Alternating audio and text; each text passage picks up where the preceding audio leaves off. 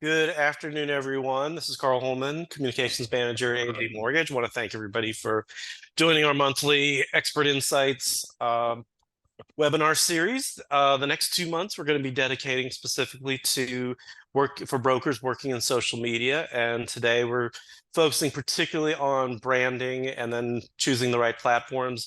And we are incredibly fortunate to have two of the leading influencers in the nation, Phil Treadwell and Chelsea Peitz, as our guests and panelists. Phil, you want to jump to the next slide real quick? So for those of you who may be new to A&D Mortgage, we're one of the top non-QM lenders in the wholesale space. We are backed by a company called Imperial Fund, so it allows us to write our own underwriting guidelines, decide who we want to lend to, and ultimately we are licensed to work in 37 states. Slow real quick. I just want to get through our section really quick to give you guys next. All right, so this is our service platform. So we are licensed in 37 states and continue to grow. 40 of those states you can do business loans with us, and we also do a little retail and a little correspondent.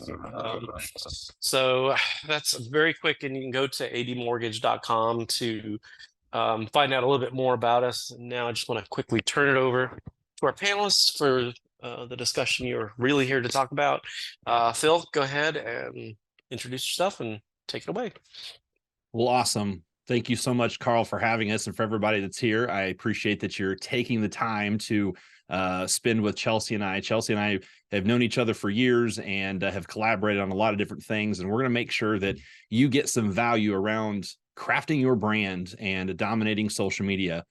And my background is I've been in the mortgage business almost 20 years, all on the origination side.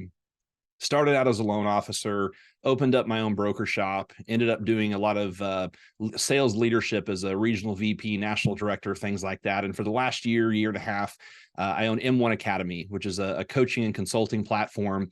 And my job is to help mortgage professionals, real estate professionals execute at the level that they're capable of. And we're going to jump in and talk about some things that you're going to be able to use to take your business to the next level.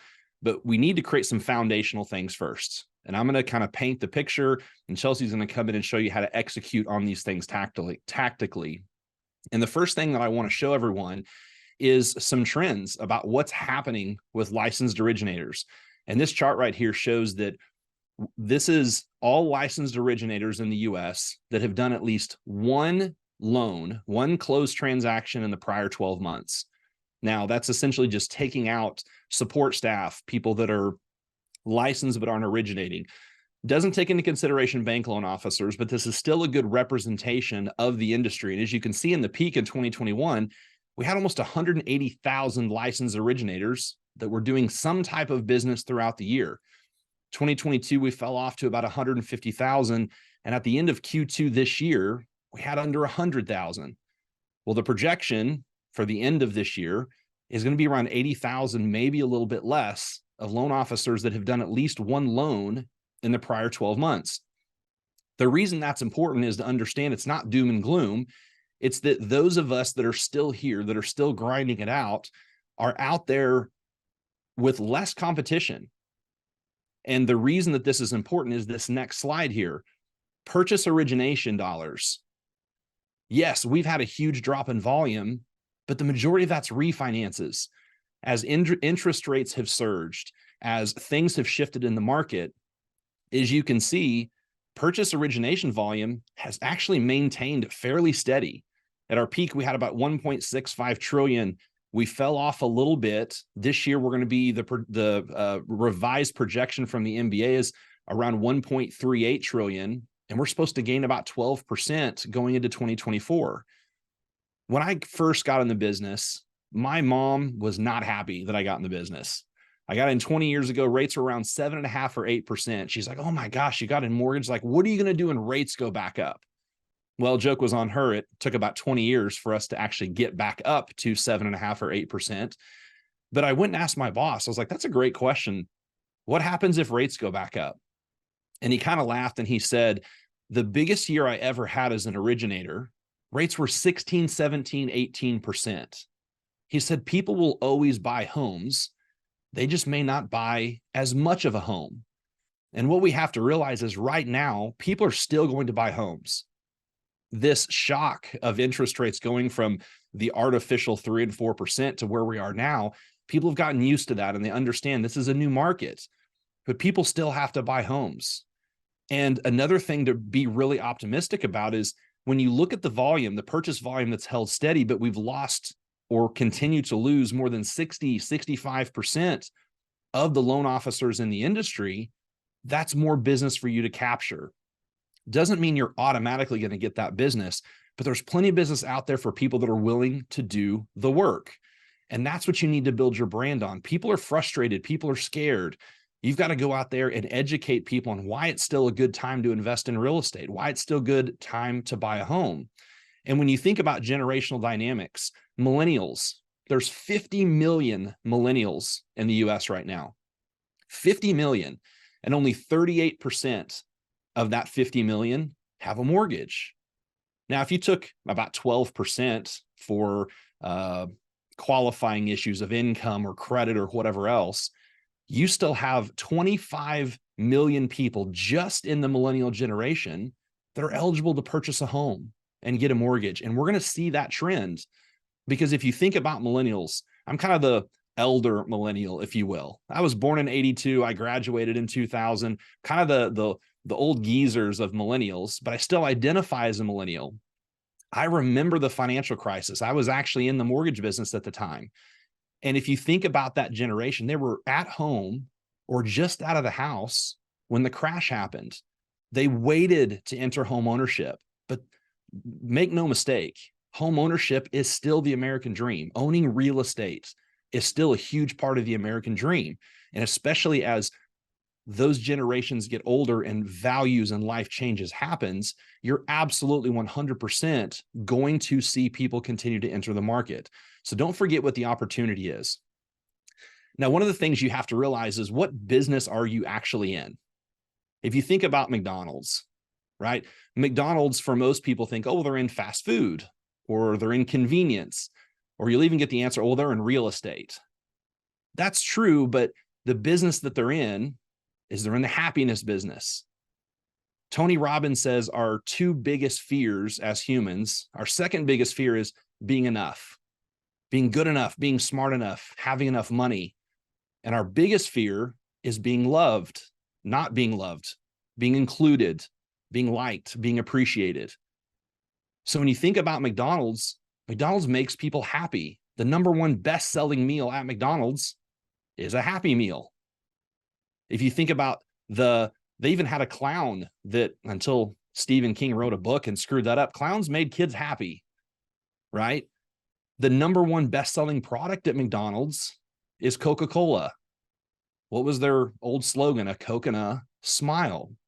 They're in the happiness business. That's important to remember. If you think about Apple understood, especially the business that they were in, when they first launched their PCs. IBM didn't have a personal computer. They were international business machines. When they entered the market for a PC space, everyone was like, oh, you need to watch out for IBM. Oh my goodness, they're going to crush you like a bug. How did Apple respond? Apple didn't respond and see IBM as competition. What Apple knew is they didn't have an inferior product. They knew what they wanted to do, but they needed help to get the word out about why it was important to have a personal computer. So what did they do? They took a full page ad out in, I believe it was the Wall Street Journal or the New York Times or a major paper, and they put, welcome IBM. Seriously. Welcome to the most exciting and important marketplace since the computer revolution began 35 years ago. And if you look at the bottom, welcome to the task. See, they understood the business that they were in was helping people. They wanted to put the power of a personal computer in everyone's home.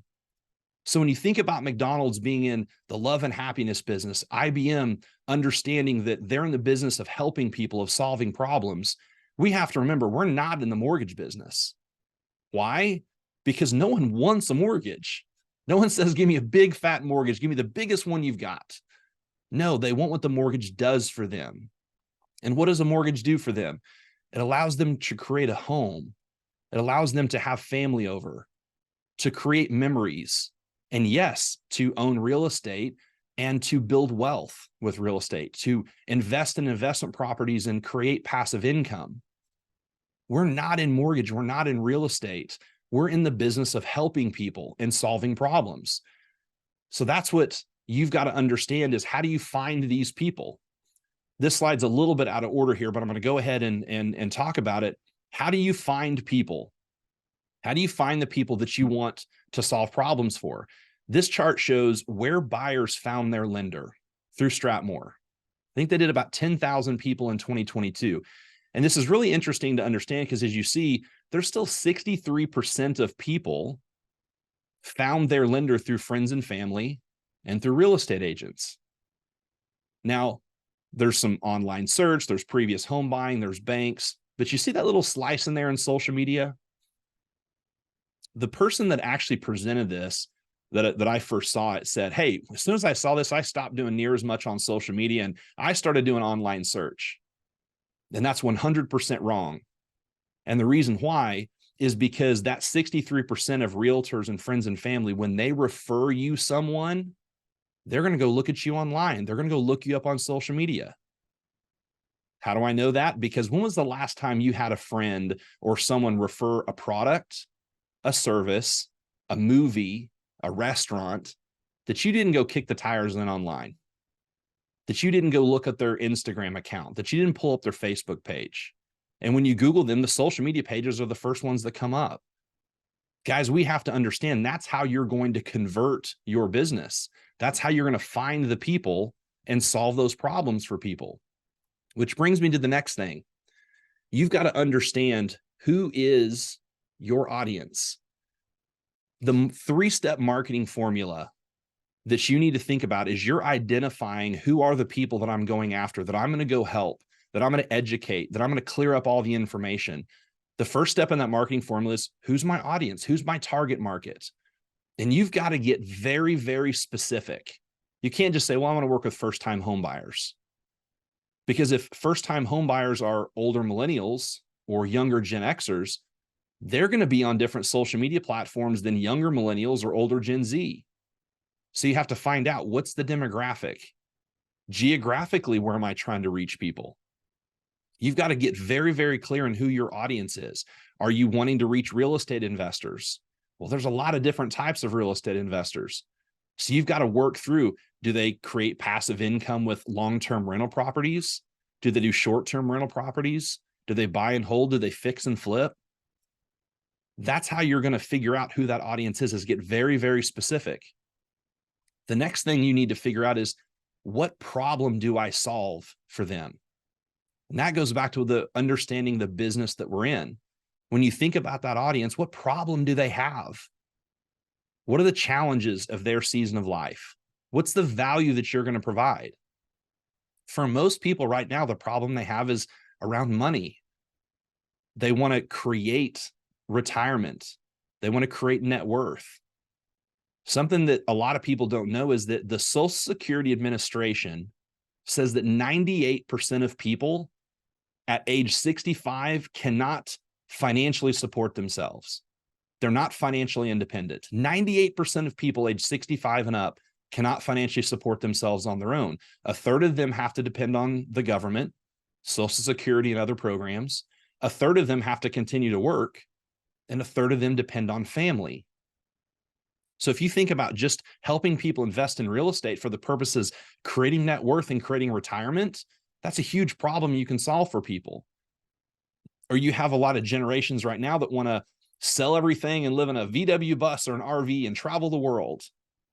Well, to do that, you need passive income, and that can be accomplished with real estate. Guys, one of the most impactful things that you can find for the average person to create wealth, to create passive income, is real estate. So how do you solve that problem for people?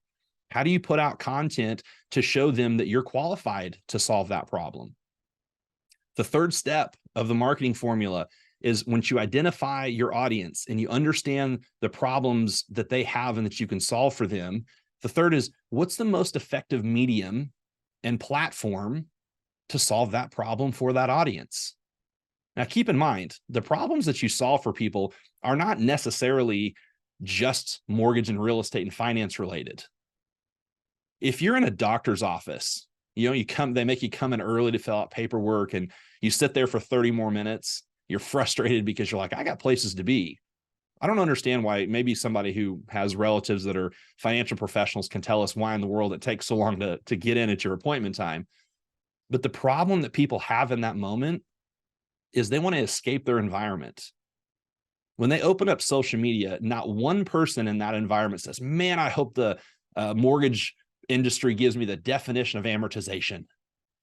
Man, I hope they show me how many loans they closed last month. No, what they do, they want to be entertained. They want to be informed. They want to escape that environment. It's the same reason we pay $10 for a gallon of milk at a convenience store versus $5 at a convenience store. The problem we have is time. So you've got to solve problems for people in the places that they want. Maybe that's YouTube. Maybe that's Instagram. You've got to find out, where can I reach that group of people and add value to them? One of the best ways that you can get attention is to digitize reputation. Now, another way to say digitize reputation is personal brand. The reason I've changed and started talking about digitizing reputation as opposed to using a personal brand is so many people think that personal brand is about a brand, a shtick, a logo. Personal brand is about the person, not the brand. It's about who you are, not just what you do. The far majority of the things that you put out on social media that start to build your brand need to be around your hobbies, need to be about documenting and sharing things that are happening in your life, showing the interesting things that people can relate to. One thing Chelsea taught me years ago was a line that I share to people all the time. There's magic in the mundane. The things that we think that people don't care about are the exact things that are going to be the biggest opportunities for you to create a connection with someone. We're naturally drawn to people that are like us. When you think about the know, like, and trust process, once they know who you are, if they find something in common with you, they're naturally going to like you and have an element of trust. There's a phenomenal book by Seth Godin called Tribes. We're all part of different tribes, where we live, sports teams we like, hobbies we have. Anybody on here that has dads who have daughters that play basketball, we're part of the same tribe. So if I share that on my social media, I'm automatically going to have someone that creates an opportunity to connect with people. That's really what a personal brand is about. Your reputation is who you are, not just what people say about you. And it's sure not just what you do for a living. A quick example, my podcast, I've done the Mortgage Marketing Expert podcast for about 5.5 years. And a couple of years ago, we'd been doing it for a period of time. A guy DM'd me on Instagram and said, hey, I've been listening to your podcast regularly for about a year. And on your most recent episode, you talked about how you like scotch. I'm a bourbon guy. Man, what's your favorite? And we ended up having a conversation in the DMs and Instagram. He didn't say, hey, man, that tactical thing you shared about business changed my business. Now, we were adding value to him, but the thing that made him reach out was something that was relevant to him. That's what you need to be talking about in your personal brand. That's what you need to be talking about on social media and sharing with the world. Digitizing reputation is about taking who you are and sharing it in the digital world on your website. Chelsea's one of the best at this. If you're not following Chelsea, you immediately need to follow Chelsea on Instagram. Some of the funniest stories that you have are around the little things with your son, with your husband, with your dogs. I'm a big dog guy, so I laugh at some of the little dog challenges that Chelsea has. Guys, this is how you create relationship with people. That's how you start conversations. Because make no mistake, if you want to close more deals, you need more leads. If you want to get more leads, you need to start more conversations. And the easiest way to start more conversations is to engage with people on social media. Go out and comment and reply to stories, but also give them something to respond to. That could potentially be mortgage and real estate related content that creates a question or identifies a need, but more often than not, it has nothing to do with that.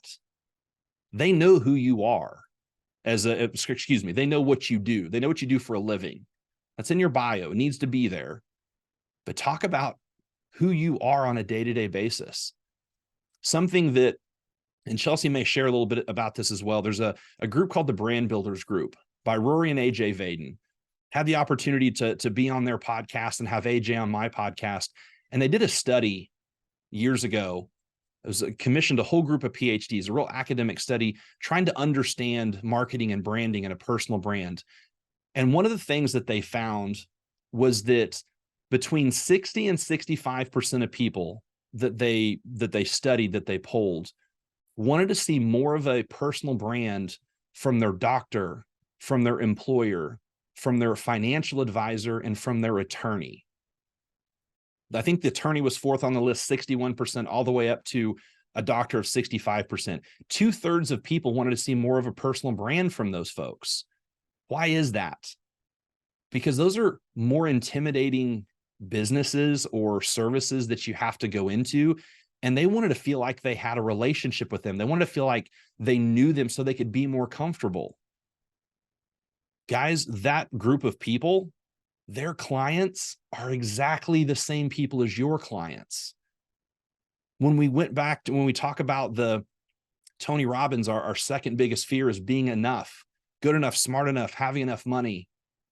I would challenge you to understand that when people come to you, their fear is being good enough to get a mortgage. I would challenge you, stop calling it an application, call it a client profile. The root word of application is apply. Hey, go fill out my application and tell me if you're good enough. A client profile is way less threatening. Hey, fill out a client profile. Let me take a look at some of the information. We'll start creating a strategy for you. It's not a no. It may be a not yet, but we're going to help you. Guys, we have to understand these things in terms of what our personal brand means, but we have to be out there creating a personal brand to create some comfort, to create some interest that people want to know us on that level. We may be comfortable with the loan process. We may be comfortable with getting a mortgage, but we need to understand that the same kind of anxiety that we have going to an attorney, a financial advisor, to our boss, or to a doctor is the same type of anxiety that people feel when they come and talk to you. If we're in the business of solving people's problems, if we're in the business of creating love and happiness for people, we need to figure out what their why is.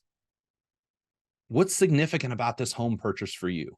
Hey, I'm just excited that you're in the home buying process. How important would it be for you to become a homeowner? When you walk through that process and start unpacking that conversation, find out why they're really trying to buy a home, you now have a problem that you can solve. But for them to be comfortable, you've got to be putting content on social media that's not just about mortgage vocabulary and loan programs. The other thing that you need to do is you've got to create a unique value offer. Now, the way that I frame this, a unique value offer isn't something that you do that no one else can do. Your unique value offer is how you do what you do. And that starts with your why. Your why comes from your past, something that happened to you or didn't happen to you that unpacks why you are the way you are today. You had someone that helped you as a kid and created a desire for you to want to help people, or you didn't have any help, or you had a horrible experience when you bought your first home. And it's crafted part of this. It may just be, hey, I didn't have a lot of money growing up and I love the mortgage industry. My why is because I want to make a lot of money and make sure my family's financially secure. Awesome. Help other people become financially secure. And when you frame that, now all of a sudden, you're not just another loan officer. You have something unique about you. And that uniqueness is around your brand, the person in that brand. Whenever I went back, I hadn't originated for about 10 years. I was a non-producing regional VP, a national director. But in early 2022, I went out and started a production team again. And we call that team your Brew team. And Brew is an acronym for Build Real Estate Wealth.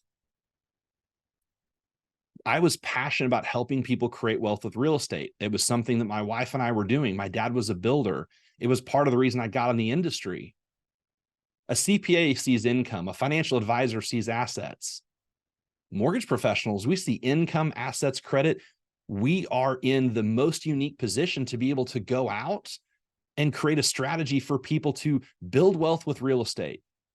And see, we all know when we go to a kid's sporting event, or we go to a networking event, or church, or whatever it is, and someone asks what we do or find out we're in the mortgage business, what's the very first question they always ask? Hey, what are interest rates doing right now? That's because our industry's done a really bad job of giving them anything else to talk about. So when someone said, hey, what do you do? I said, I have a mortgage practice that helps people build real estate wealth. They didn't ask about interest rates. They're like, interesting. How do you do that? I would say, well, most loan officers think, or most people think loan officers just do loans, and we do, but we understand a mortgage is one of the largest debts that most people get into. And we feel like we have a responsibility to help our clients not only manage that debt, but also the real estate assets attached to it, to help them achieve their financial goals and ultimately build real estate wealth. Our unique value offer was talking about short-term rentals and long-term rentals and DSCR and fix and flips and all these types of things. But 80% of our clients were still primary residence home purchases. Guys, you've got to create some unique value that people want to talk to you. Right now, your unique value offers because you're excited about what's going to happen in the coming years in mortgage and real estate. There's so much negative conversation and attention out there in media and things. Your brand needs to be one of excitement, of enthusiasm. That can be your uniqueness. A unique value offer is extremely important in creating your one-liners and creating your scripts. And all of that's going to flow through to you creating content for social media. The videos that you create, the stories that you talk about, in addition to all of those things that are just about you where you're sharing your life, those are all going to come back to, man, that person's a little different. That's what creates conversations. I'm going to pause here. If you want some resources, I've got a ton of resources from everything from common mistakes on social media to 50 books every mortgage professional needs to read, to hooks they're going to help people to stop scrolling and actually watch your video, and everything in between, business plan builders. Scan this QR code or just text ADM for AD Mortgage to that phone number. Just scan the QR code. You'll join my text group. When you put ADM in there, I'll send you a link. It'll have all the resources that you can download for free, give you some other information about the things that we do. When you scan that QR code, you need to go ahead and send that message, and it'll send a reply. Make sure and fill out that reply so you get actually the text goes through and you get added to the address book. But I want to, now that we've kind of talked about the 3 steps of the marketing formula and understanding who your audience is, the problem that you solve, and where to solve it, Chelsea's going to get into some tactical things about on these different social media platforms. Once you've identified, okay, here's my audience, here's some value, the unique value that I'm going to offer. Now, what do I do? So Chelsea, I'll kick it over to you. Thanks, Phil. That was awesome. As always. Hello, everyone. Thanks so much for joining us and sticking with us the entire way. We are going to have a Q&A at the end, and this is being recorded. I'm Chelsea. I am a former real estate agent turned real estate keynote speaker, author, podcaster, and coach. My superpower is helping real estate and mortgage humans show up online as the same incredible humans they are offline, overcoming limiting beliefs around being vulnerable on social media, and really about addressing the fear that comes along with the socials. And I address fear as, if we're looking at FEAR, the F is the frenzied part. Let's be honest, it's totally overwhelming. I am in social media all day and I am overwhelmed by the constant changes that are happening. There are platforms within platforms. There's video, there's recorded, there's live, there's stories, there's reels. And it's extremely overwhelming. And you're probably tired of hearing a bunch of different tips, tactics, and tricks from a bunch of different people about a bunch of different apps. And it just becomes paralyzing because we're overwhelmed. Additionally, there's also a feeling of being exposed, which is the E. That exposed piece comes from, how do I show up online as a credible, reputable authority, a professional human being who also happens to be a likable human without oversharing, without crossing a line of privacy, and without being uncompliant, which is a huge issue in our industry and when you're talking about your particular niche.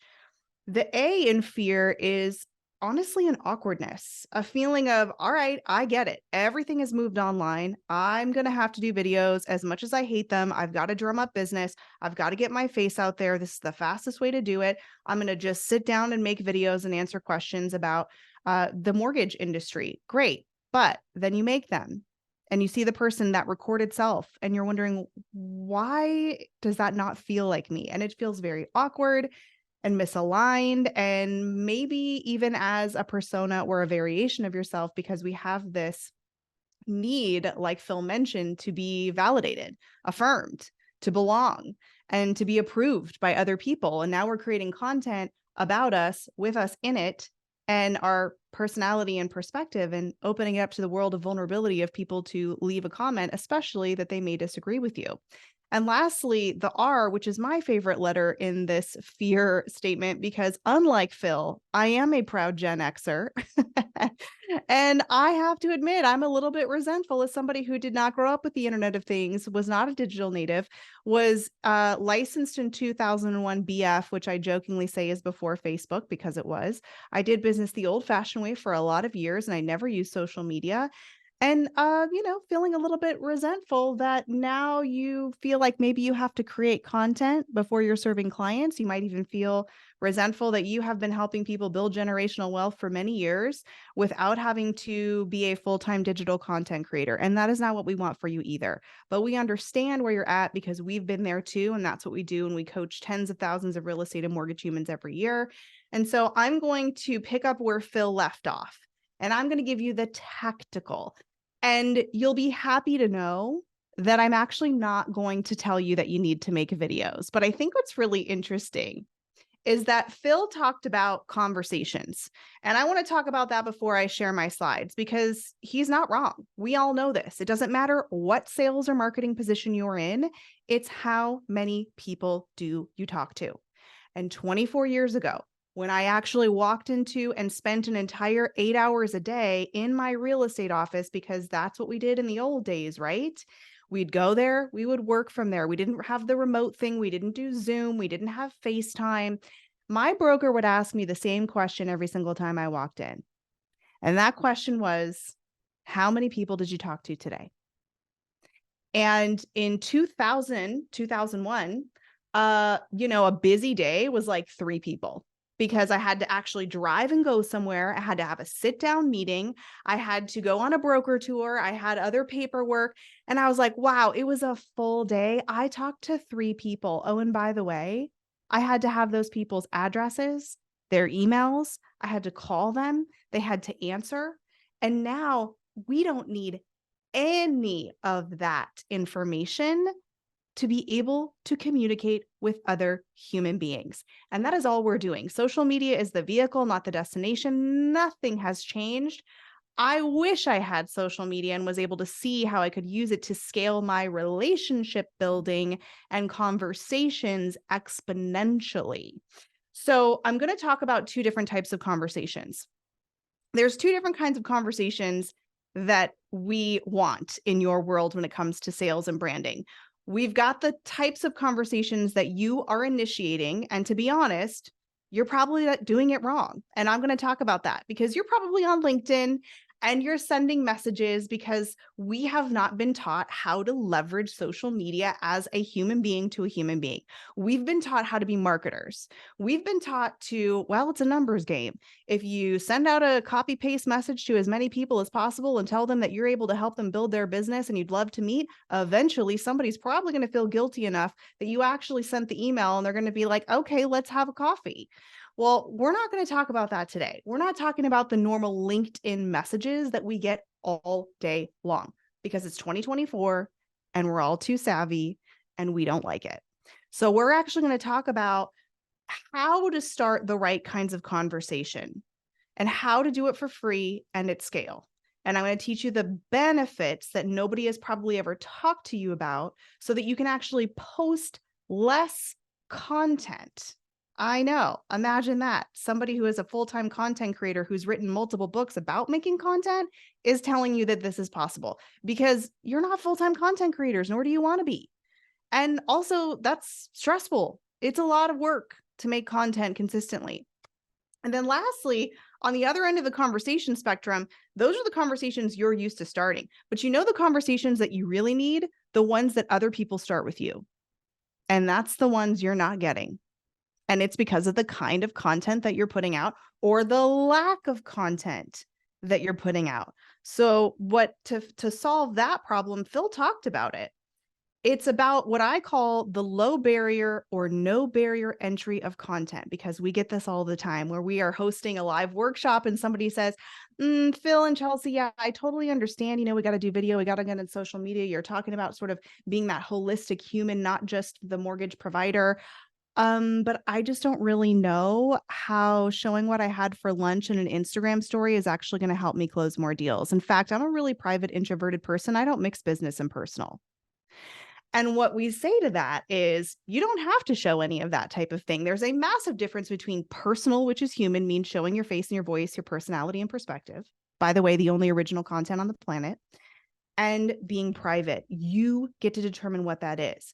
But what we do need to start conversations to get other people to reach out to us. This is the conversations you don't have. You're used to being the proactive one.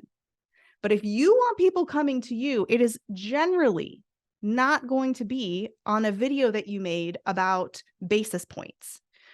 It doesn't mean you shouldn't make those videos. We need those videos. We need to see your expertise. We need to hear your perspective on how this market is different from the one in 2008, which, by the way, I was a realtor in 2008. We need that information, but that's not going to be the conversation opener. The conversation openers are the contextual content, the content about maybe what you had for lunch, the content about your dog, that you're a big dog person, not a small dog person. And I know it seems weird and wild because you think your life is boring and you have no stories to tell. And that is the low barrier, no barrier entry of content. No barrier entry of content is not about what you do or how you help people.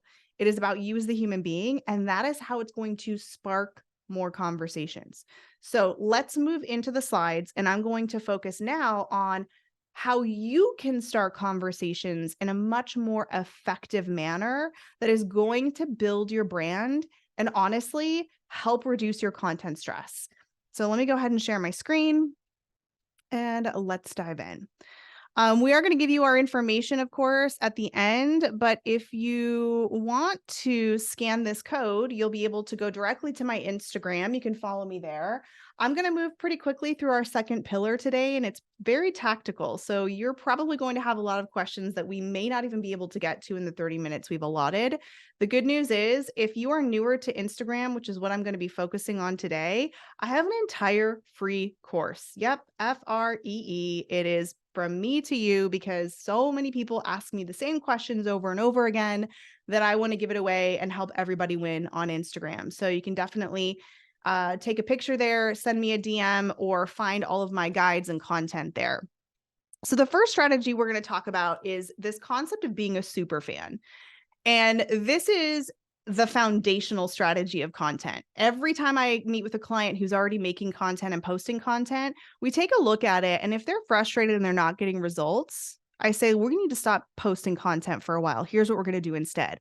I want to reframe your mindset that content is not just a video. It's not just a post. It's not a graphic. The most important, most impactful, most influential, most brand building, mind share building content on the planet is always your conversations. And so when we're talking about the superfan strategy, make sure that you notate that this is not about you posting content so that you have super fans. Yes, we would love that, right? We want to make content that people are sharing and saving and saying that was so helpful and awesome. We want super fans of our content, but in order to get there, we have to first start by becoming a super fan of other people's content first. Who are these other people? These are your realtor partners. These are your referral partners. These are your past clients. These are your current clients. Is every single person that I said on that list going to be on social media? Probably not, but let's be honest, 97% or more are. And it's really easy to find them if you know their name, and you don't even have to be connected with the person to send them a message. I'm going to recommend that you do connect with them, but let's be honest, everyone is pretty much on the socials. So here is the strategy of you becoming a super fan through commenting strategically and sending direct private messages with intention and thoughtfulness. We do not sell in the DMs. You do not sell in the DMs. We actually have a real conversation. What would you do in real life if you had never met somebody and you were at a conference and you were shaking their hand? You would probably have some small talk.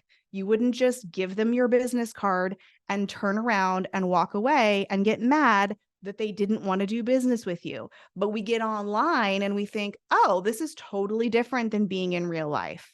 So let's bring it back to more realistic interaction. So let's talk about the power of the direct message before I actually tell you what to say in it. Number one, it's the best way and the easiest way to build your brand without making content. Do I think you need to make content? 100%. But I also know different seasons of life, we get busy, we get sick, we take care of our parents, whatever it may be. You may not be over your limiting beliefs and the vulnerabilities about being on camera yet. That is not an excuse. We can still connect with other human beings and have conversations. And those conversations will lead to business. And here's exactly why. Every single time I comment on, say, Phil's post, what happens is Phil is going to get a notification. Even if Phil has his notifications on silent on his phone, when he opens up Instagram or Facebook or LinkedIn, you're going to see the little red dot that says, hey, you've got some kind of notification here. And the way that our brain thinks about social media notifications is very different than the way we think about, say, an email.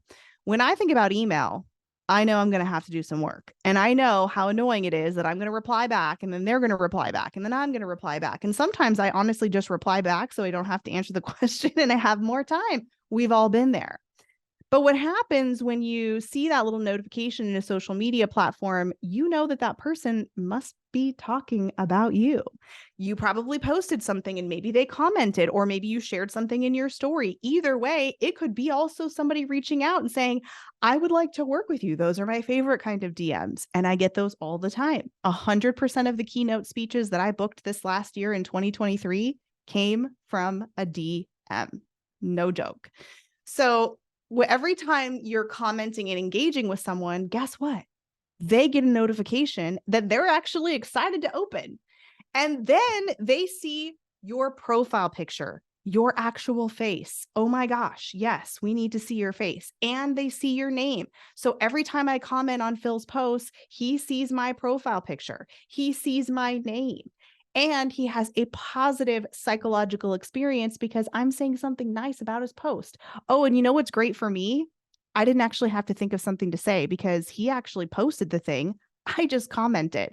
I remember 24 years ago, I would sweat having to do my referral calls because I would be like, oh my gosh, I haven't talked to these people in a while. They're going to know that I'm calling for my referral.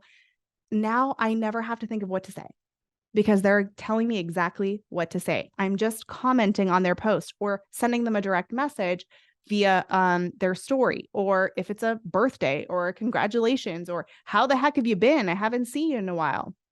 So then what also happens is Phil starts to see me in a way that is non-intrusive, non-aggressive, not about me, but all about him. And we all love that, right? And also what happens is the platform starts to notice. And the platform really at the core, if you think about how these platforms work, their goal is to keep us in the platform and coming back as much as possible, because the more time I spend on the platform, the more ads they can serve, etc. And they're totally on board with product psychology. They know that if we can build a community there, we're more likely to keep coming back and spending more time there, which is exactly why they made it so that you don't need anybody's contact information to send them a message. It's also, if you remember, back in the old days where we had to make sure the people we were calling were on our carrier and we had to pay money to call long distance. Well, who do you think figured out the smart way to get people to start talking more through direct message? That's right. Oh, wow, I can message anyone for free all over the world. I love that. They know what they're doing over there. So here's the thing. The more that I can bring Phil back into the platform, the more the platform is like, hey, we see you. Thanks so much for using it like we want you to and using it like a communication tool. In fact, I probably didn't have Phil's actual phone number for years because we had just communicated through direct message. And that's what's happening more and more and more. So now that I have this good community member score in the eyes of the algorithm and I am a heavy engager, well, the algorithm wants to reward me. How does it do that? This is the key to all of it, friends. If you take away one thing from my section, let it be this: who you talk to matters online. Because if you don't want to be posting all the time, I post once a week in the feed. Once a week.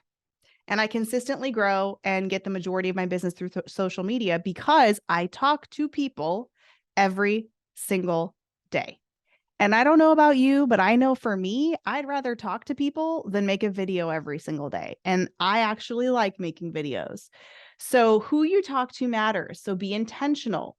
Know who you're talking to, know your target list, know your prospects, know your past clients, current clients, referral partners, because when you start talking to them, either in their Instagram stories or on a comment on their post, guess what happens? The algorithm is only going off of data that you give it. And data that you give it when you actually talk to someone by choice is the number one data marker they look at. And they're like, wow, Chelsea proactively talked to Phil. You know what we're going to do? The next time she opens up her feed, let's make sure that Phil's posts are at the top of her feed and vice versa, so they don't miss each other's posts. So yes, if you're picking up what I'm putting down, you are right. The more I talk to people, the more I influence the algorithm and say, algorithm, I want my content seen by these people. So when you do post something once a week, they're going to see it or going to be much more likely to see it. And then you become omnipresent, because if you are sending your email newsletter, you're out and about at events, they're like, I feel like I see you everywhere. You're in my inbox, you're in my email, you're in my text messages, but it's not feeling like you're so aggressive. You're just supporting their content.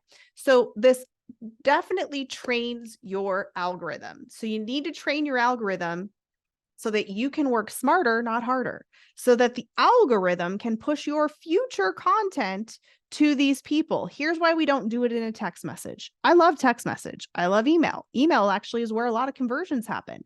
But the reason I don't want you to do this in a text message is because a text message does not go off and give you a notification on Wednesday when Phil has posted something on Instagram.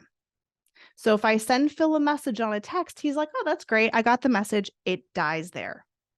When you send your messages through social media, it does not die. It continues to help you in the future. And let's be honest, it eliminates excuses. You could do this from the comfort of your bed with your coffee or your tea. You could do it while you're watching TV. You could do it while you're standing in line at Southwest Airlines waiting to get on your next flight. This is only a few minutes a day. And if you are posting content consistently already and it's crickets, I'd recommend you stop posting for a while and triple down on proactive engaging first before you start making that content. All right. So I just taught you how to start conversations totally for free without anyone's information. And I just told you not to sell in the DM. If you're wondering, well, what do I do if somebody hasn't posted anything for me to comment on? I want you to think of this. Make it like a visual Hallmark card or a verbal Hallmark card. What would you send a Hallmark card for? Is it their birthday? Did they, just close on something? Has it been a while since you've seen them? Like, hey, I haven't seen you in a while. Hope all's well. End of the end. Like, we just like hold back to be like, oh, and by the way, if I can ever help you out, let me know. No, that's for us, right? That is for us. That's also copy and pasting is for you, not for them. If you've got this message that's not personalized and we know it, that's for you to be like, got all my social media engagement done. I just copy and pasted 10 things in 10 seconds. That's for you. This is about a human to human experience that cannot be automated, and it shouldn't be. So no selling in the DM. This is about providing value, providing humanity, and being a nice person, right? So look for the people who are actually posting and start engaging with them. The next step is, now that we've got some engagement going, people are going to start checking out your profile and your content. Well, that better be on point, because as you know, in the fast moving world of technology, we have one shot. And so I'm going to give you a masterclass in like a few minutes to optimize your Instagram profile. And this will also work on other things like LinkedIn, because they are all working off of keywords, right? You need to be searchable. Because if you're creating content and nobody can find it, that's a problem. If you're creating content and you don't have the right keywords and hashtags and all of that, the algorithm isn't going to serve it up and sort it out to the right people. And if you are making good, solid, quality content that is answering questions I didn't even know I had about the mortgage process, and I come to your profile and I can't tell what you do, where you do it, or why I'd want to follow you, then I'm not clicking the follow button and you've lost me. So let's talk about this. Number one, we're going to talk about how to help your algorithm. I'm going to pop these all up here. It's going to look like a lot. I'm going to focus on one of these in the next slide. But these are the things that the algorithm is looking at. And I don't want you to checklist yourself to death. This isn't about, I need to spend all my time structuring my content. I just want you to know how things work and take maybe one thing from this list and start doing it. Of course, we know about keywords / hashtags.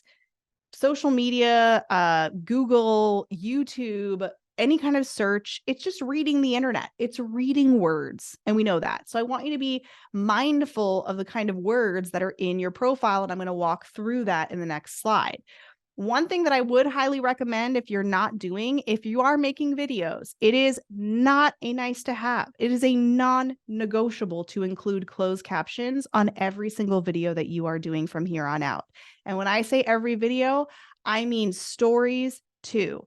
If you're making reels, TikToks, stories, just regular videos, you need to have closed captioning on, and here is why. The most important reason is inclusivity and accessibility for those who are unable to hear in the deaf or hard of hearing community. Also, for the upwards of 85+% of users, me, who chooses for a variety of reasons to consume with no sound on. Also, I happen to be in the neurodivergent category, and it absolutely is helpful for my brain to be able to retain and process information when I can hear it and also read it at the same time. And last but not least, not the most important out of the group, but all of those words are being read by the algorithm. And there's really no excuse, because now it's just a push of a button on Facebook and Instagram and TikTok. It used to be a little bit harder, and hopefully one day it will be automated. But if you're making videos and there's like zero engagement, or you're looking at your watch time and you can see that it's like 2 seconds, people are falling off, it will definitely help if you have text on your screen so that people in a sound off environment can stop, read it, and consume it. Because if they can't consume it, they're not engaging, they're not commenting, and they're not sharing. The last three I'm going to go over just briefly, but very important to know.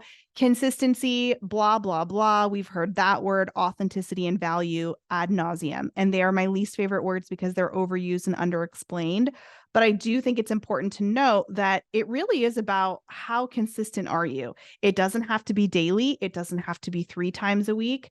Honestly, the platform is like, hey, did you open up our app today? Did you talk to anyone? That's even considered consistent.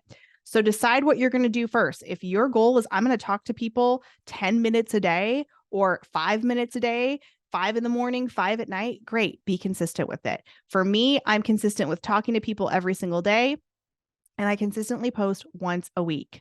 So decide what is sustainable long-term for you and lean into what you like better. I honestly like talking to people more than I like making videos. And so I lean into that.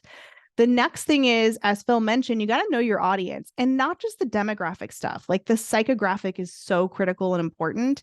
And to get into more of an advanced strategy around content, you kind of have to know that stuff. Like when I said that people are feeling resentful because they don't want to be a full-time digital TikTok creator, they want to actually help people buy and sell homes and build generational wealth. Well, resentful is an emotion. It's a feeling. It's a psychographic. It helps me understand your feelings around social media so that I can then talk to you based on those feelings. So it's not just the age, where they live, the income. It's also how they're feeling. And there's a lot of feelings around a big investment. And we all know that they're probably not as positive as we would like them to be. And then last but not least, for those of you who might have questions about when's the best time to post, how often should I post? The good news is all of that stuff doesn't matter anymore because the recommendation algorithm is now looking at how relevant your content is to what someone is searching for. If someone's searching for mortgage information, they're going to serve your content up. If someone else is never searching for mortgage or real estate information, they're probably not going to see you. And that's okay because we don't care how many people see us. We care if the right people see us. And it also is no longer rewarding brand new, fresh chronological content. So you don't have to worry that you just posted yesterday, and if I don't post today, I'm not going to get to the top of the heap. It's just like YouTube or Netflix. If I put in that I like scary movies, it's probably going to show me new scary movies and also scary movies from 3 years ago. I don't care when it was made if I want to watch it, right? So yay. It has never been a better time to create content because you don't have to worry about times of days or frequency. You just have to make sure you know your audience and you're creating content that's answering their questions and their unasked questions, and you serve your purpose, not the platform. Because if you go in trying to serve the platform, you're going to get really discouraged when your views and engagement is low because let's be honest, our content can be very boring. And so that is something that you need to keep in mind. All right, this is my last slide, and then we're going to open it up for some Q&A. This is my Instagram profile. It's actually an old version of my Instagram profile, but it's really, really important that you think of your profiles on these social media platforms basically as miniature websites. So we understand how a website works. It lives on the interwebs. Somebody Googles something, Google reads the internet and says, hey, these websites have the same words in it. Like super overgeneralized, but at a basic level, you're following along. Same thing happens on every social media site. Every social media site is now Google, and it's getting smarter with AI and smarter and smarter and smarter. So the more information that you can give to the AI about what you do and how you help people with your keywords and all of that, the better. So here's what I'm going to recommend. Number one, you need to have a picture of your face, not the company logo, unless you are representing the company. If it's a company account, totally different. But we need to have that facial recognition. And as you are commenting and engaging, that little profile pic is showing up in people's inboxes again and again and again and again and again and again. And it's been proven time and time again that people have different relationship levels and trust levels subconsciously with a face versus a logo. So that's already going to help you in step one. Step number 2 is you are going to need to look at these 2 areas. And if your username is something like Jeep Lover 88 and you don't have your first and last name somewhere in either one of these fields, like let's pretend Phil is the, loves the Jeep out in the Wrangler. I don't know, I'm making this up. And it's like Jeep Lover 88 and then it says Phil, but it doesn't have Treadwell. Good luck finding Phil Treadwell if I type it in, because we need to have your full name. We need to have your first name and your last name. That is very important. It is the personal brand. Okay. So you might be thinking, yeah, okay, well, I've got that. We also want to have some kind of keywords that have to do with what you do or what you want to be found for. For example, you can see that I have words like real estate, video, coach, keynote, and speaker.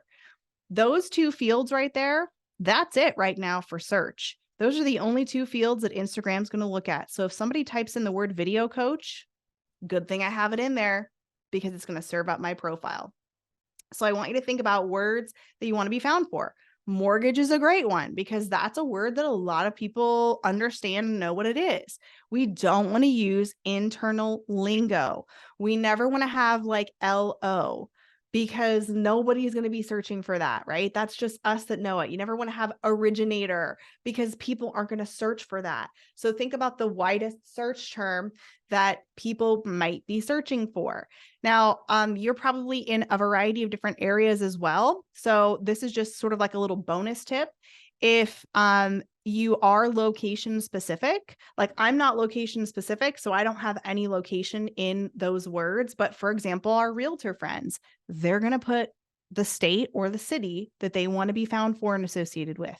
Now, does that mean if you're in all 40 or, if you're in 40 or all 50 states or whatever? No, you should not put all that in there.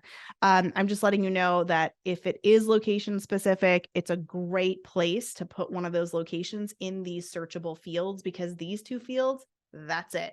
Nothing else is searchable. So that's your opportunity to tell the system what you're all about. The next thing is you need to have some kind of lead capture because we don't own the socials and your database is absolutely like where you're going to be nurturing people and connecting with people. So my goal is to get them off of Instagram and into my database, which is why I have a free Instagram training, because guess what happens? You give me your email, I give you the free training. We know how it works. If you want to unsubscribe, that's fine. So we need to tell people what you can do for them, because you might have this like, basketball dad, whatever, that's cool. But if you don't tell me, click this link for this thing, like mine says free trainings. And you can see, I'm like, hey, click right here, free trainings. If you want to tell people that you're going to get them pre-qualified in 30 minutes, I don't know, whatever you can offer, because there are things you can offer that are free. You can just simply have pre-qualification. You can use, what are the words, Phil, that you use? Not an application. The words that Phil used, whatever that was. I know you're looking Client for the profile. client profile, and maybe even go into what the client profile is. Free consultation, whatever, credit repair, whatever you do, that could be a little call to action that people could be like, yes, okay, yeah, I'll give my email address for that. And then last but not least, friends, the very top here, and I know it's kind of hard to tell because the icon is going to be white and it's very hard to see visually. There, I'm going to try to make my thing, there we go, a little bit bigger. See that little like push pin thing? Well, guess what? That's like a virtual pin, like a Post-it note. And you can do that on LinkedIn too. It's called featured. If you're not taking advantage of the featured on LinkedIn or the pins on Instagram, you need to be, because I am not here to scroll through your content, right? If I'm coming here, I don't know who you are. I just want scan. Is this person know what they're doing? Are they competent? And I know it's odd to think that you can really assess that in a half a second, but that's how our brain is. Oh my gosh, this person has a lot of videos. Like, I'm not going to watch Phil's videos, but I'm going to scan and see, oh my gosh, he's got like 50 videos talking about mortgage. I guess he probably knows what he's talking about, right? I'm going to follow. And then we build the relationship. But what we need to do is have a pinned post at the top that gives the really essential information that you want people to know, because they may not be going to your website. So at the top of my current profile, which is different than this example, I have a post that is really about my ethos and my, how I teach. And then I have one that says how you can work with me, because a lot of people come to a webinar like this and they don't realize that I also do keynote speaking at live events. They don't realize that I also have a content coaching program. They don't realize that I have written multiple books. So I put that up there so that people can say, oh my gosh, I didn't know that you had a podcast, or I didn't know that you had books. They don't know how we can help them, or what specific scenarios, or if you have specific types of programs for different types of people, how you can help them. They're not going to sift through all of your stuff. They're not going to go to your website. So have that pinned post. Maybe this is your nudge to do a little bit of what we call the introduction or the reintroduction post, where you remind people how you can help them. And I'll be honest with you, if you're not going to do something kind of fun where you do like, here's what I do for a living, did you remember this? And also some fun facts, it's not going to be a high engager. That's not what it's for. It is to help serve the person who is landing here so that they can see the credibility and reputation right up front. All right. I think we are like right on time. I'm going to stop the share. Phil, you can unmute and we will dive into any questions. Yeah, go ahead. So go ahead, folks. And if you've got questions, go ahead and type them into the Q&A and we'll take them round robin style. Like, let us know you're alive. Is there a proof of life check? Just like be like, hey, we're alive. Sometimes we don't know because we can't see anyone. So Phil and I could be just out here talking to ourselves, which wouldn't be the first time. Yeah, no. I see people. They're still here. They're still alive. They're still. Are you alive?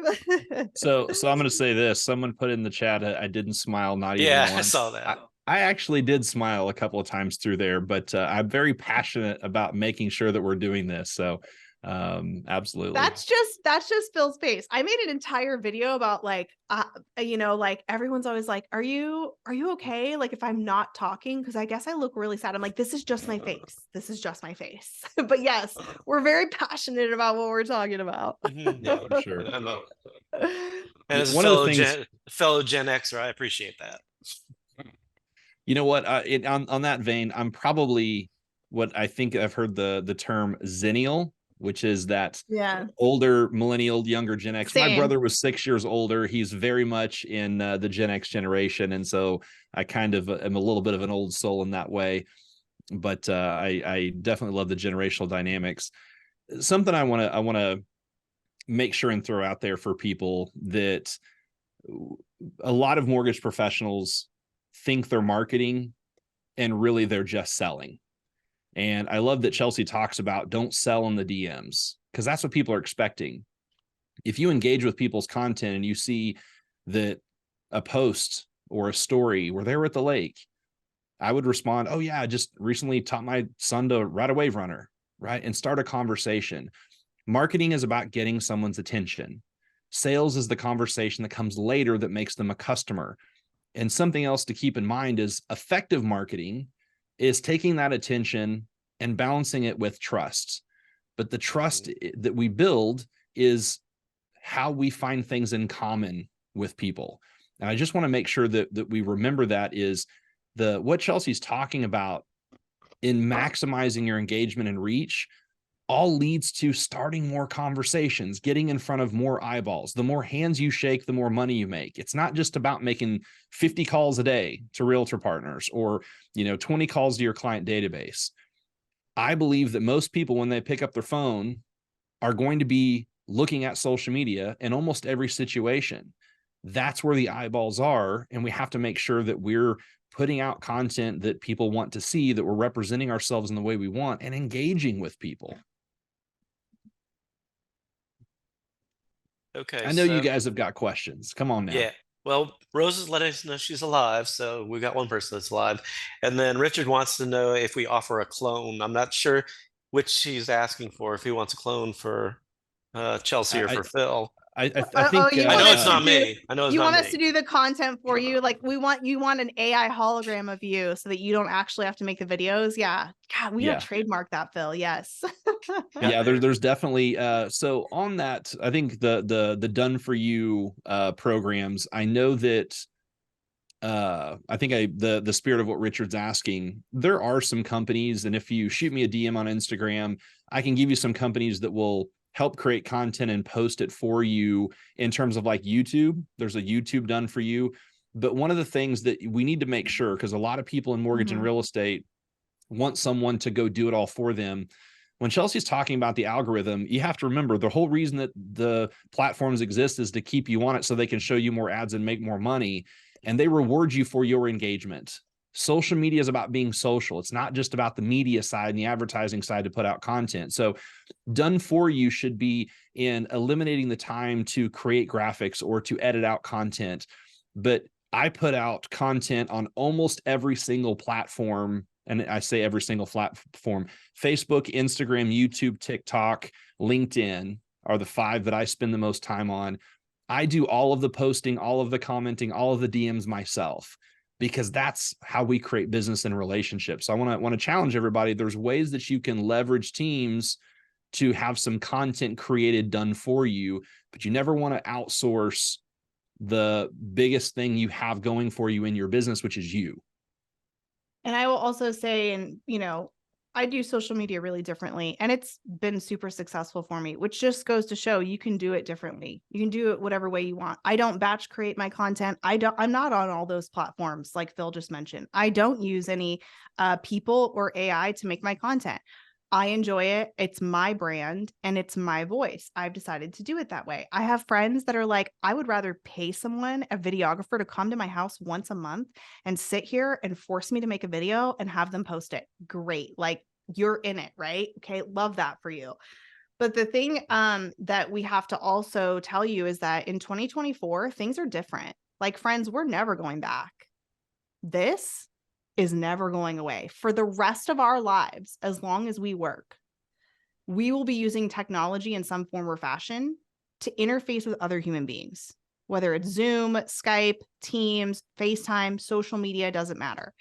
And what we can't do is, like, I come back to the question of what would you do in real life? Because a lot of limiting beliefs around social media are answered by that one question. The biggest hang up, I hate how I look on video, right? Okay. What are you going to do in real life? You're going to go to Starbucks and meet a client, and they're going to ask you a question, and you're going to dive under the table and leave your mocha at the top with them. And they're like, are you okay down there, Phil? Like, what's happening? And you're like, here's the thing. I just can't have people look at me when I talk to them. Absolutely not. We would never do that. Or, well, I just don't really have time, nor am I good at it. I think I'm just going to outsource it to my 19-year-old nephew. Or who do you know that I can just hire as an agency to do that? I found this company, they'll do it for $99 a month. Okay, well, what would you do in real life? I don't really want to go to my kids' baseball practices every week. It's pretty boring. So what if I had Phil go, and I'm like, Phil, here's the thing. My kid's number 10, right? He's not ever going to be a professional baseball player. Okay. So here's the thing. I don't really want to go to the Friday night, whatever. I'm just going to go shopping. Would you mind going and sitting in for me? And like, when he hits it, he's going to look, because I sit in this, like, the third row every time, and he's going to look for me. And I just want you to, like, be like excited and be like, hey, mom's not here, but she's thinking about you, champ. Good job. Right? Like, yeah, you can outsource stuff, but good luck on getting the results. And just like hiring someone in 2024 to post for you, I tell them the reason you're paying and you're posting and this is decent content and you're not getting any results is because y'all aren't talking to people. That is literally the secret to social media. You have to actually push the buttons and talk to people. And if you're asking me, I would rather be like, hey, how are you, Phil? Send, than actually make content. I literally just taught you how to build a brand and not make a video, which is probably the last thing you thought you were going to learn at a social media content conference, right?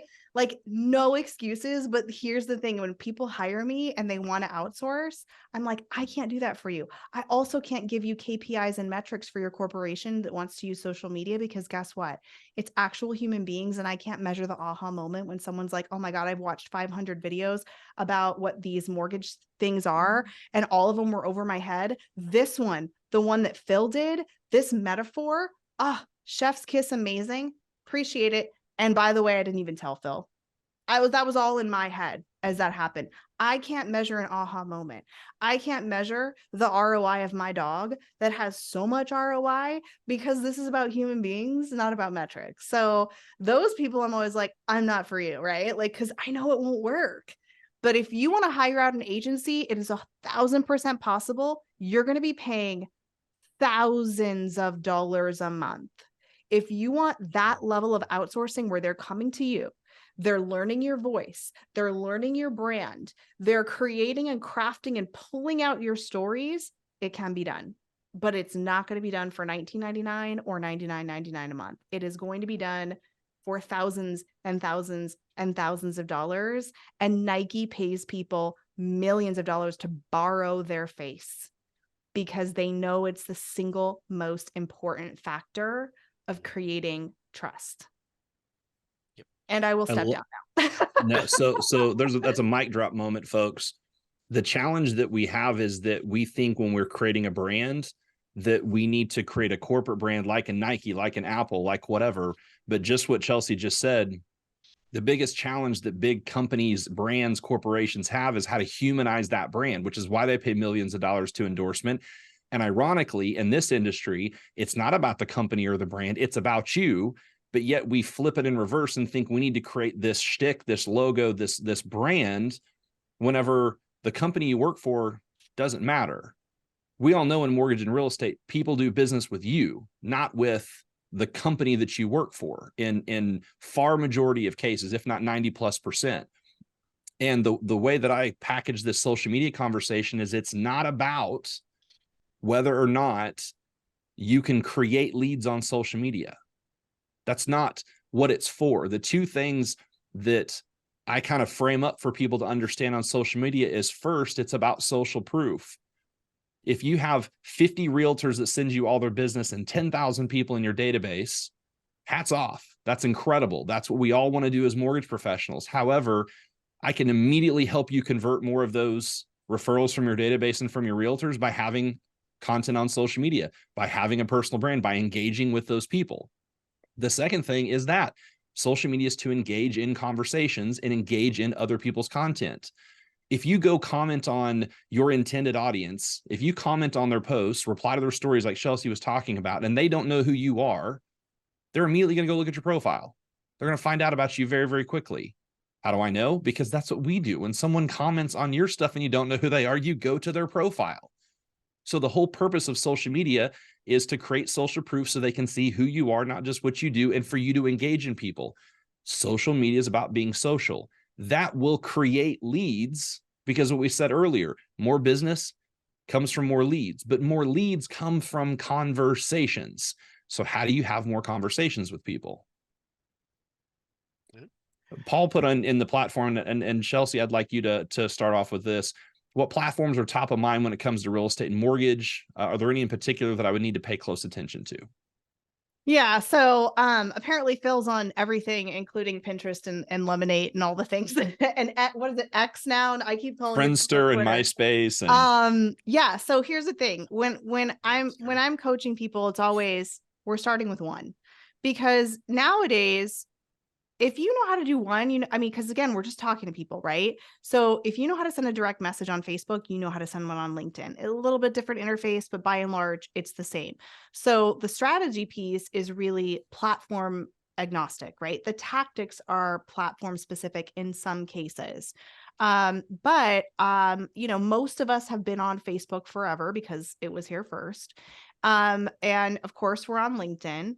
And I would say the big one that a lot of people are kind of fearful of, because we don't like new, we don't like change, is Instagram, to be honest. And I tell people, you don't need to be focusing on Instagram and Facebook. If you're already moving and grooving on Facebook and you're feeling comfortable there, then I would say add Instagram, because a lot of people say, yeah, I just don't have time to be on two platforms.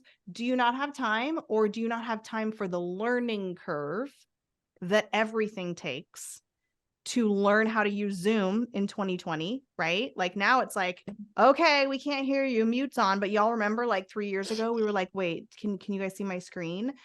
We forget how quickly we exponentially had that learning curve. So There's no one platform that's better than another.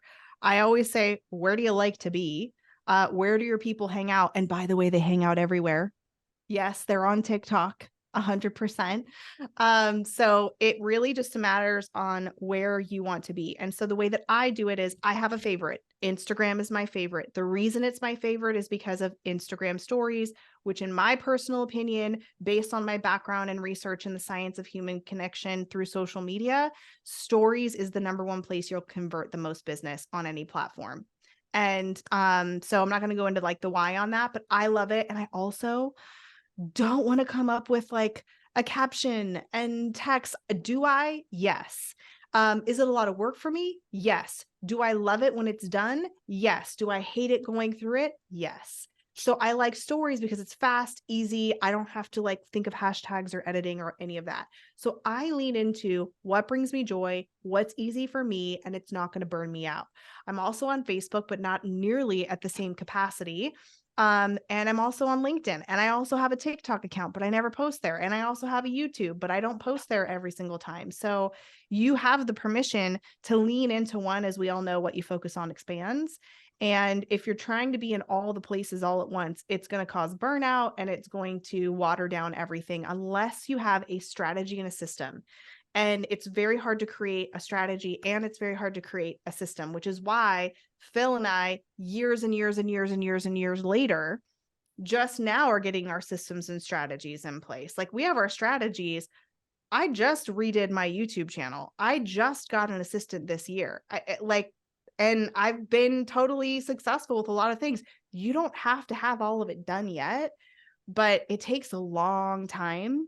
So what I'm saying is, even I'm not going all the places at the same level because I just know myself. I'm very self-aware, and I will either rabbit hole into a 12-hour YouTube extravaganza and be happier than, happier as can be because I just love to learn. And was that the best use of my time to spend 32 hours watching how to make something in a TikTok? Probably not.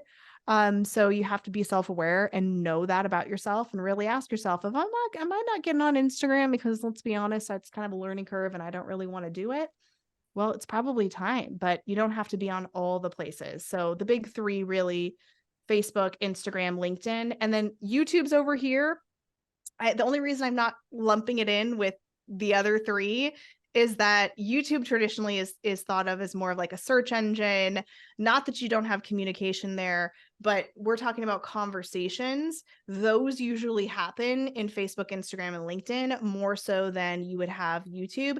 YouTube is amazing for conversions. It's amazing for reputation. It's amazing for boring content because people go there to get boring questions answered. And it also lives so long when someone's like, oh my gosh, Phil, I found this video. And you're like, I made that like 7 years ago and it was terrible, but glad to know that it's still working out there. Exactly right. I don't have really much to add. That was perfect. My focus is Instagram, and then LinkedIn is probably number 2 and Facebook's number 3. A lot of my content and stories share between Instagram and Facebook. Most of my engagement is in Instagram and LinkedIn. When I mention YouTube, as Chelsea said, I've been, creating content at a higher level than most for 6-7 years. And I just now have hired essentially a team that's managing my YouTube channel, where we're starting to intentionally create a strategy for YouTube, as Chelsea said.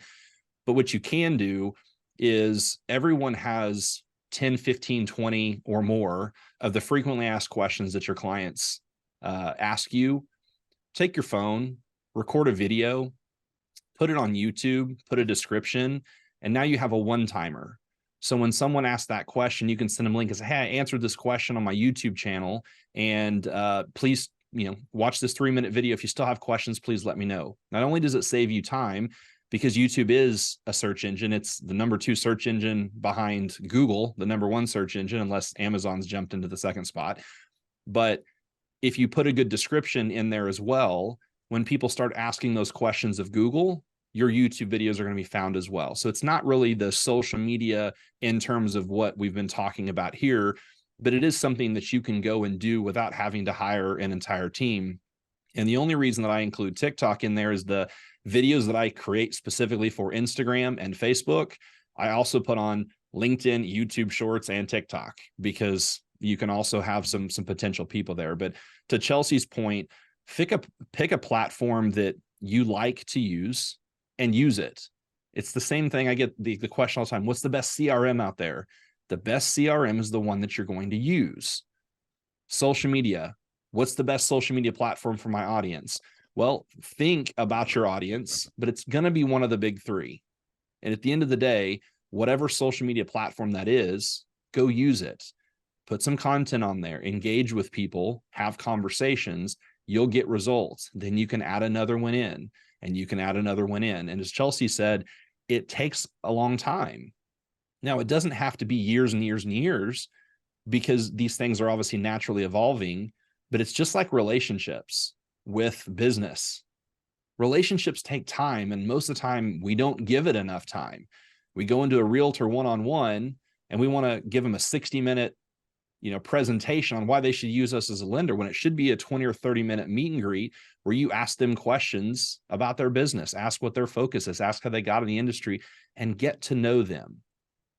Science says that on a one-on-one conversation, if someone did the majority of the talking, they'll walk away from that conversation feeling good about it. So how do you stop talking and ask questions of people for the purpose of building a relationship? We don't do business and then create relationship.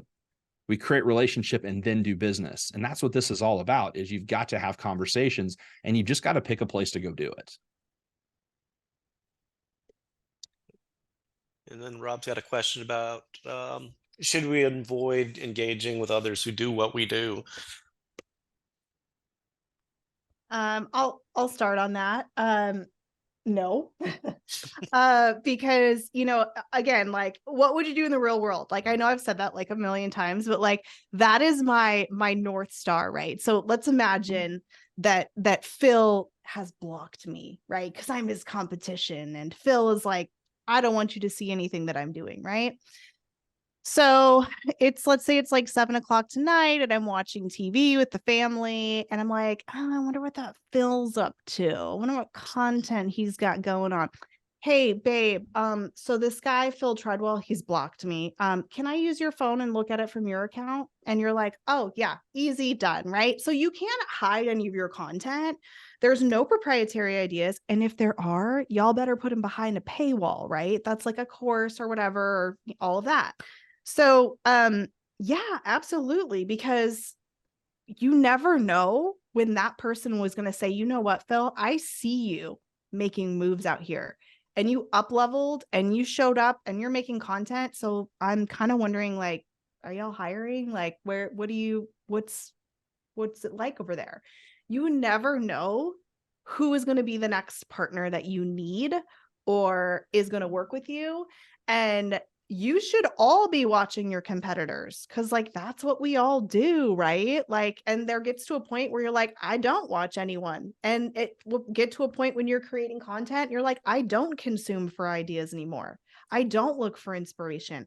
I just, create, because I know who I'm talking to and I know what I'm talking about, and I don't care what anybody else is doing.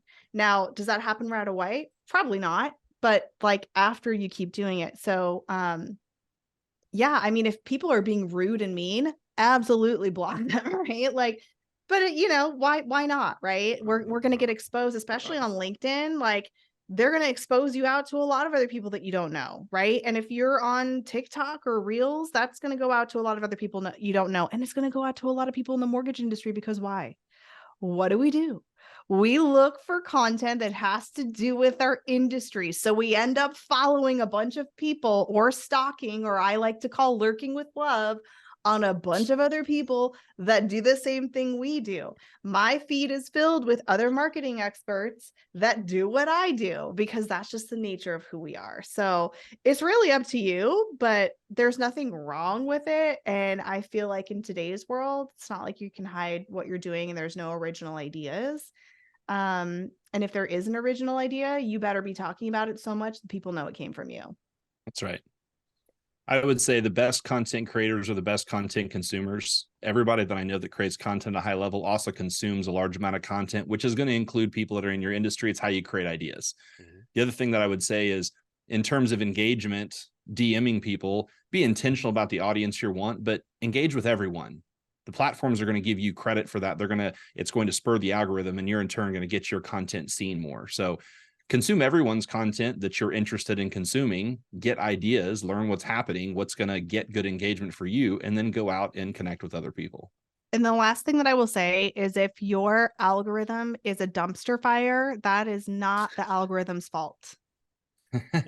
You control what you see. And if you are stalking that person that you cannot stand because it's just irks you, and you are just every time you're looking at it, you're telling the algorithm, I want to see this. So for me, I don't know if Phil's this way, I assume he is. I have curated my feeds to the max.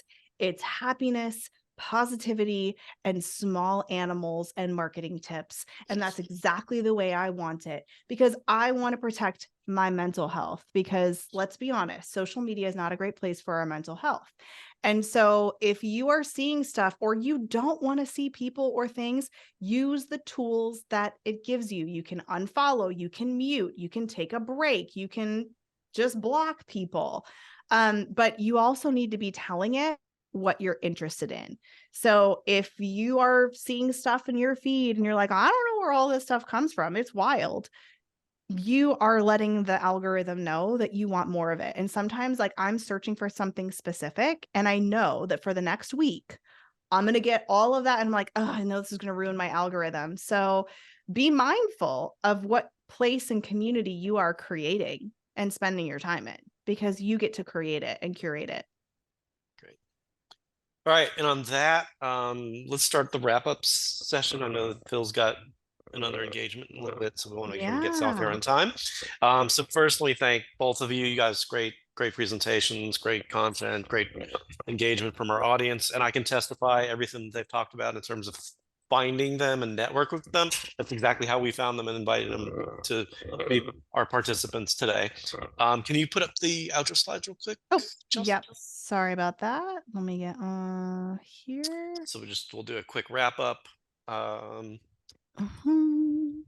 So we are recording this. So if you came in late or want to refresh, because we've got a lot of information that has been presented today, we'll make sure you have that. So we have our own set of QR codes. So if you want to flash on this one, this will link. You'll be able to follow us on all of our platforms. We may have to take some of your advice because we're doing it on everything. So we have to sharpen our pencils a little bit more. So we'll learn our own lessons. Go down to the next one. And just as a reminder for people who, if this is the first exposure you've had to A&D Mortgage, we are very much about partnering with brokers much in the same way that Chelsea and Phil have been talking about today, in order to help them grow their business. And we do that ourselves through a very streamlined loan application process, which I'll talk to them about renaming it as a client profile. It's a good idea. And the knowledge and expertise that our team of account executives has, and being able to guide you and your clients to the right mortgage solution. We offer, I'm referenced to the beginning, we're a wholesale lender, but we specialize in non-QM. We work with a lot of the out-of-the-box borrowers. We also do conventional, and we're very good at it. We do FHA. But because we have this partner behind us, we have very flexible underwriting guidelines, and we're always monitoring the market to make sure that we're tweaking products just enough so that we can get as many potential people qualified to buy a home. I mean, as Phil said, when you go back and look, it's number one on Maslow's hierarchy of needs is housing, shelter. We know it's the most important thing that's out there. And that's also the biggest piece for most people in growing their personal wealth and their equity. And then we present webinars on a regular basis. As I said, this is part two. This is part one. We'll do part two on December 19th with Scott Shang, who we've worked with on other webinars previously. So we're going to get into the tactics of using ChatGPT. I know Chelsea said she writes all of her own content, but for some people they don't have the luxury of time, so that we'll show you how to do that.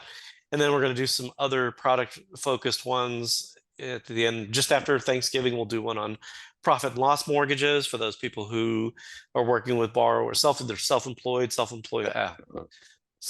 borrowers or small business owners. And then we also do quite a bit of work with foreign national clients. So if you aren't aware of how to work with foreign national borrowers, we'll be doing that webinar on the 12th. And again, we'll be sending out all the QR codes, the presentation, copy of the video to everybody who has attended and registered, as well as sharing it with Phil and Chelsea so they can put it on their profiles.